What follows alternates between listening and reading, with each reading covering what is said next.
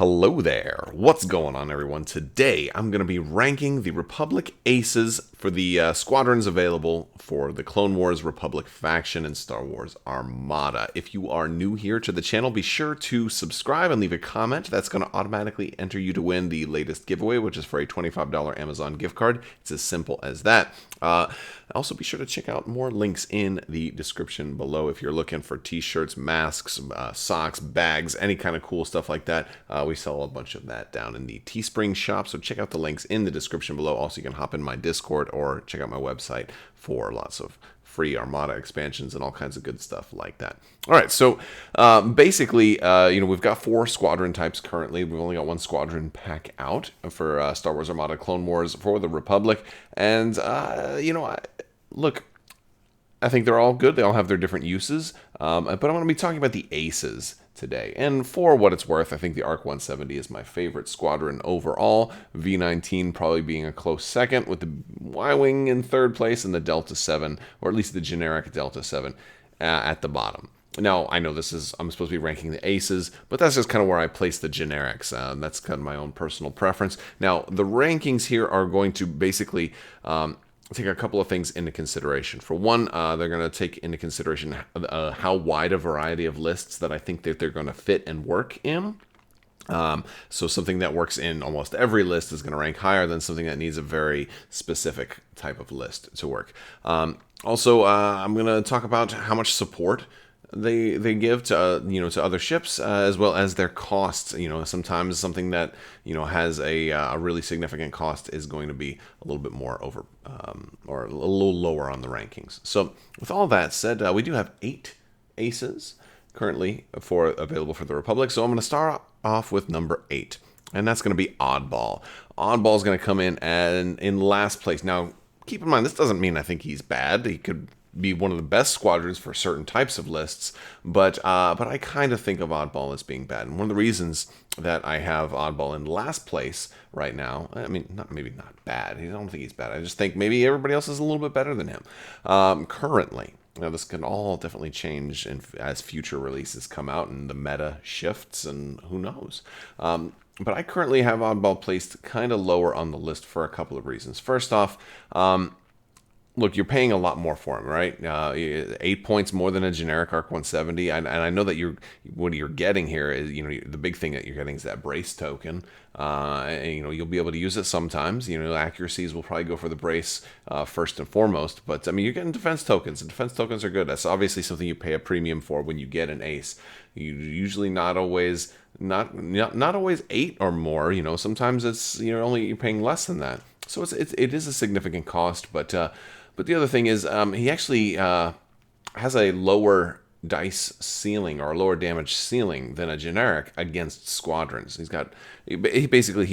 goes from a red die to a black die. Now, while that is more consistent damage, you can't it's lower. You can't get that double hit against squadrons. So you actually get potentially less dice, and considering that he's got built-in rerolls, he doesn't really need the rerolls as much on a black die. So it's like, I don't know. That's kind of a weird place for me. It can be good, it can be bad, but it's not, in my opinion, it's not definitively better. It's just, because you don't have as high a ceiling. The generics can potentially roll 4 against another squadron, whereas he can at max roll 3 against another squadron.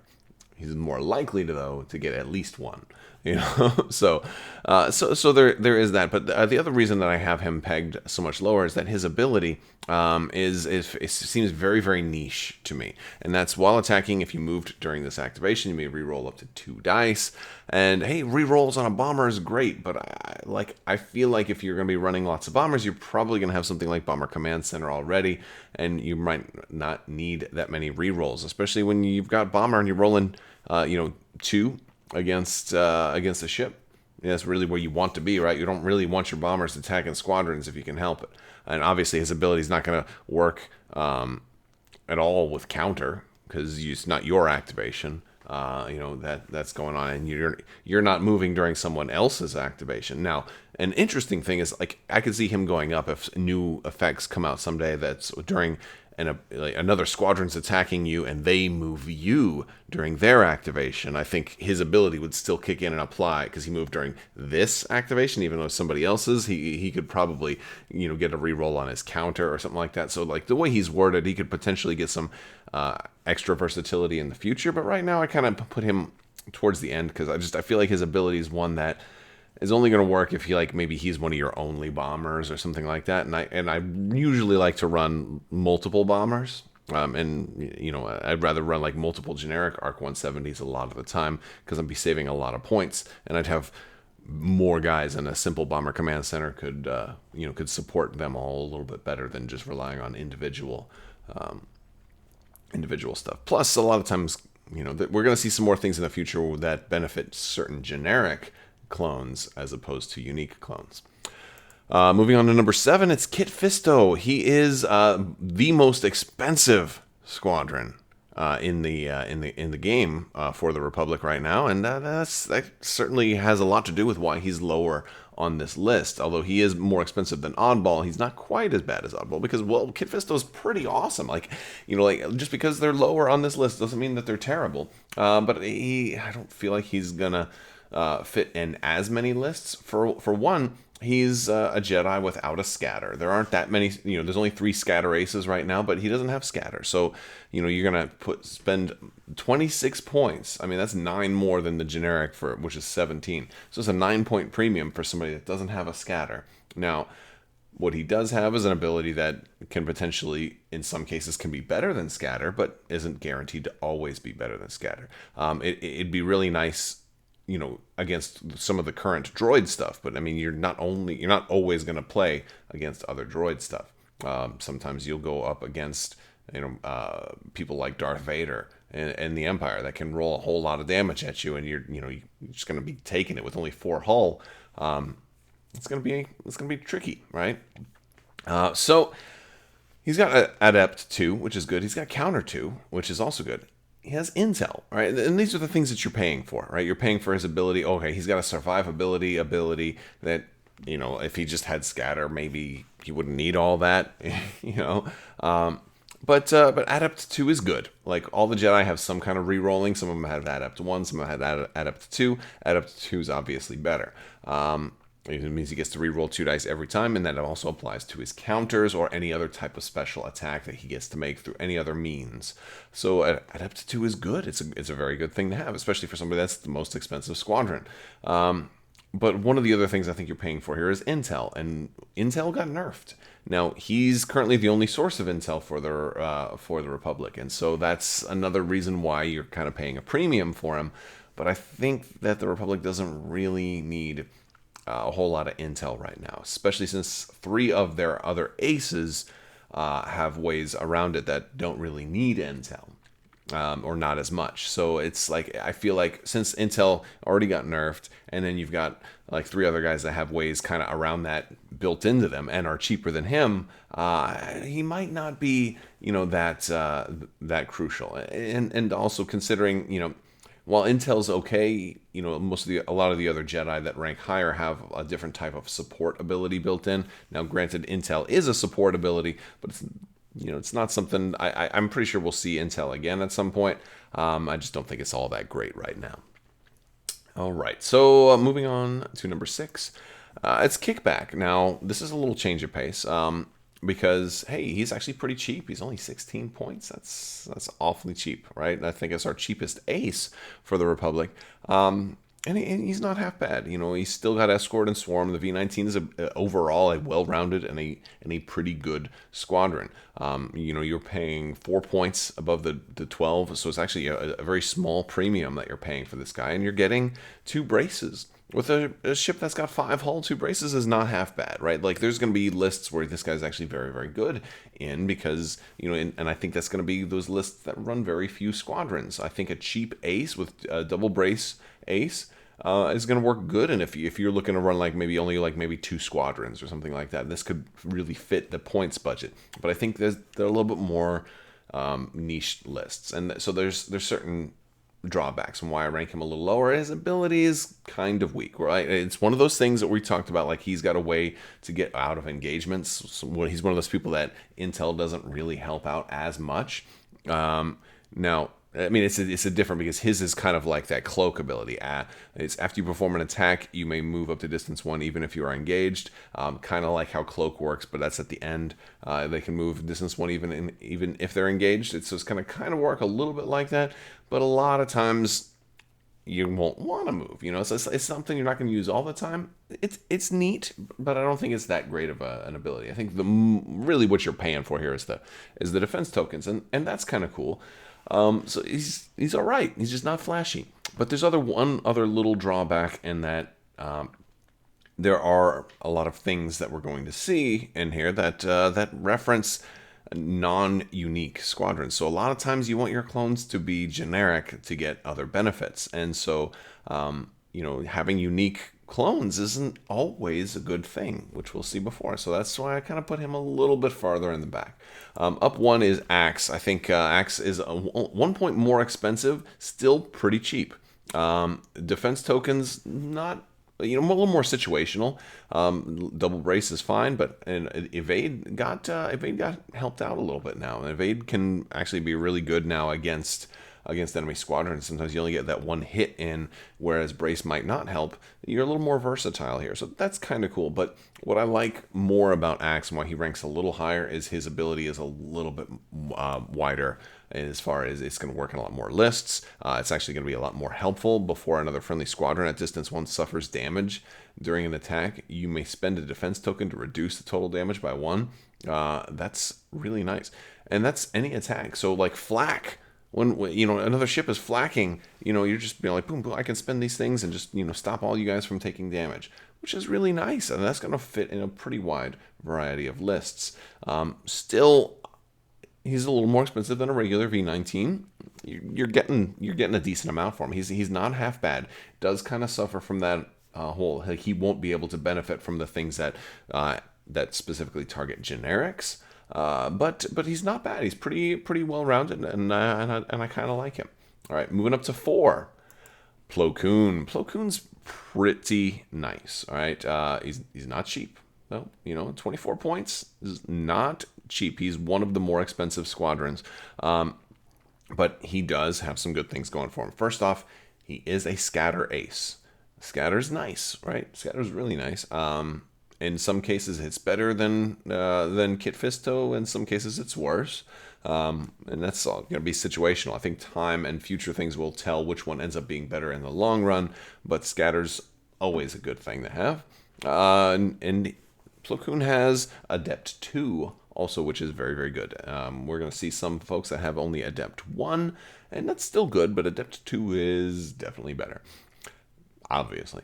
But his ability here is kind of cool, and it's a support ability. It's going to help a decent variety of builds. Non-unique friendly squadrons without counter at distance 1 gain counter. So he is going to be able to hand out counter to other squadrons. So now, while he is a little more expensive, you're actually gaining a little bit of extra bonus, which is very nice. However, they can't have counter already. When my favorite one is ARC 170s, and they already have counter 1. The Delta 7s, the generic Delta 7s are kind of cool, and they already have counter built in. So really, Plocoon only works, his ability only works with V19s and Y-Wings, the generic type. Now, you'll probably have lots of V19s, so you'll probably be able to run that. So while he does work in a good number of lists, it's not as versatile as it could be. Like, I would love for him to work with the generic ARC 170s as well, but he doesn't help them, right? So he's a little more restricted, but still pretty darn good. Moving up to number 3, I put Luminara up here to number 3, even though she only has Adept 1. So she's a little bit, gets a little bit less of free rerolls. But then again, it's still a reroll on every attack, including counter, which all of the Delta 7 Aether Sprite Jedi have.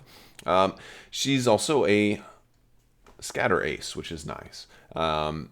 She is also a little cheaper too, so it makes it a little easier to fit her into lists. She's going to be at only 23 points, which is only a 6-point upgrade over the generic Delta 7. And her ability, I think, is a little bit more accommodating to a wider variety of builds. That's why I ranked her up here higher. I think she fits into more lists and is more inclusive. While an enemy squadron at distance 1 is attacking a non-unique friendly squadron, the attack is treated as obstructed. So in all squadron versus squadron battles, she is going to make sure that those squadrons, that your guys are obstructed when they're defending. So, possibly 1 damage, possibly 2 damage in some cases, because sometimes those droids like to roll red dice when they're attacking or whatever, or even mirror matches or whatever. But yeah, being able to take a die out of away from not everybody, but a lot of people who are attacking is going to be pretty nice. She also is going to work pretty well with the V19s because of escort. They can't really go for her first anyway, but she'll work with everything. So I feel like she's a pretty darn nice option to bring into a wide variety of lists, kind of giving you the advantage in the squad battle, which I definitely like. Next up to top 2. This was a tough choice getting the top 2 because these are head and shoulders both my favorite 2 squadrons, but I had to pick one to be number 1 and one to be number 2, and it wasn't an easy choice. So they're very, very close. Number 2 is Ahsoka Tano. Ahsoka Tano is one of only 3 scatter aces in the game, so she's our 3rd one. She's also very cheap at only 23 points also, which naturally makes her fit into a lot of lists. She also has grit, which is a nice thing. It's one of those things I was talking about Intel earlier. Intel just gives out grit now. Well, she already has it, so she's got, like somebody's always giving her intel. So she's harder to tie down than any other squadron. But it's really her ability. She's only adept 1, but she's still got the counter 2. But it's her ability that is so much better than everybody else that we've looked at so far, that really kind of puts her over the top. After you move, you may choose another friendly squadron at distance 1. That squadron performs an attack against an enemy squadron at distance 1 with its anti-squadron armament of 2 blue dice, even if it's already activated. It doesn't have to be there's no restrictions on what type of squadron it is. Any squadron gets to throw 2 blue dice at somebody. Now, she works especially good with anybody who has adept, so she works especially well with other Jedi. But even if you don't have any other Jedi, or if you did and they died, she doesn't lose her ability. It just ends up being not quite as good, but she works especially good with other Jedi that happen to have adept 2, because that's when you get the best possible number of rerolls and the highest chances of getting additional damage through, which is exceptionally cool. And it works after she moves, too, so she doesn't even have to be activated by a squadron command, which is cool. And I really like that. I like that a lot. It also has the ability to get a lot better over time, because when you get certain abilities that trigger off of an attack, like some abilities like after you attack somebody, do this. Some of the Rebel squadrons have stuff like that. If any of the Republic squadrons that we have seen in the future have things like that, she's going to get even better. So she can potentially be a force multiplier by adding additional attacks. So any Republic squadrons that get something like that in the future is going to be really nice. But I just think she's great. She works well on her own, but she's letting other people attack as well. It's just and what I love about her, what really brings her up to this higher level, is that I think she fits in every build. Even if she is your last squadron alive, she's still a scatter ace. She's got brace and scatter. She's grit, harder to tie down, counter, adept, and a good dice pool all around for dealing with other squadrons. Just overall awesome. Just overall awesome. And number 1, which you probably have guessed by now, Anakin Skywalker. It's a toss-up between Ahsoka and Anakin, but Anakin had to be my number 1 because he's kind of in a league all of his own. He's so unique, and almost broken. He's the cheapest Jedi too, and I think his price point was what kind of helped make him easily the number 1 pick for me. Well, it wasn't that easy, but I think it was clear. At 19 points, he fits into so many more lists at being less than 20 points for such an incredible ship. Now, he doesn't have scatter, and he doesn't have a whole lot of survivability options. So like, hey, Kit Fisto didn't have scatter either, but he has a really cool ability to help him survive. Anakin doesn't have that, but what he does have is a lot more hull. He's got 6 hull, which Brace is going to work a lot better with. So that much is cool. So he kind of has the hull built in for him. But he's 9 points more than a generic Y-wing. So he's got a big tax on him though. But he also adds a die to the squadron attack and adds a die to the ship attack. So he actually has 2 more dice, which is pretty significant. And he's adept 2, and he's bomber. And so and he's got 2 dice against the ship. So 2 dice against the ship and always being able to re-roll them is nice. It's very nice, especially when one of them's red, and so you can now get 3 damage against a ship. Is really cool. Also works well with Ahsoka because he's got Adept 2. All of the Adept 2 Jedi are nice. Especially good to pair with Ahsoka. But his ability at the top is really what makes him just incredibly crazy. During your activation, you may spend 1 defense token to ignore engagement until the end of your activation. That means so many things. First off, we were talking about intel and how it was nerfed or whatever. Well, Anakin doesn't care about intel. He can just go wherever he wants. He can shoot whoever he wants. He breaks all the rules of squadron play. Just ignore engagement is being, within distance 1 of an enemy squadron or multiple enemy squadrons, perhaps. And that normally would stop you from moving. It would also stop you from being able to attack ships. He also can potentially ignore escort this way. Well, completely ignore escort, all right? Partially ignore escort, and potentially as well. If you are decided that you're going to attack squadrons, you will still have to go for escort first if possible. However, if you're activated, you might just move to a position where you could go for the non-escort that you wanted to, so you can still get around escort. But yeah, what's the drawback on this guy? The fact that he doesn't have rogue, and that's maybe the only thing that could make him better, right? Like he's insane. And if you're running Anakin, you need to have squadron commands because he's just gonna be absolutely ridiculous. He gets to ignore activation. He just gets to go and bomb ships and just do whatever he wants. Literally, Anakin is smiling because he says, "Whatever, I do what I want."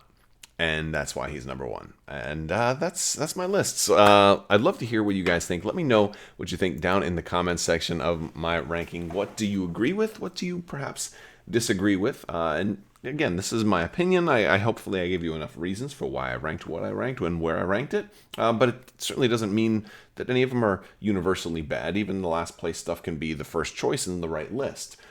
So hopefully you found this helpful, but I'd love for you to share with me your thoughts. I want to thank you guys so much for watching. Big thanks to my patrons. You guys are super awesome and amazing, and I couldn't do this without you, so thank you for your continued support. I will talk to you guys soon. Thank you so much, and as always, have a great day.